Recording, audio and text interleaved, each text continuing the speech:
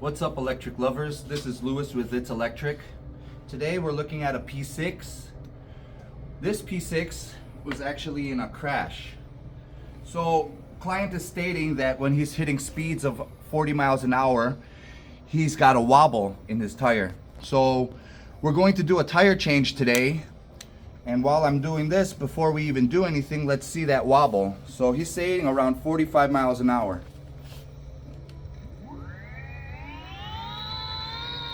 I could feel it in my hands that it's vibrating side to side.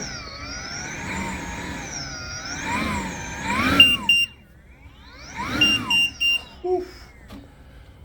Inmotion P6. All right, tear down.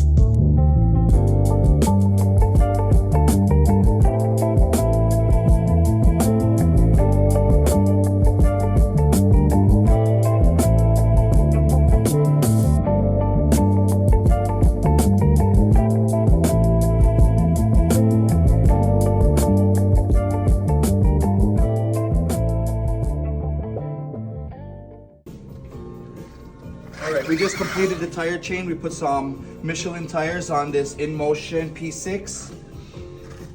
Let's see.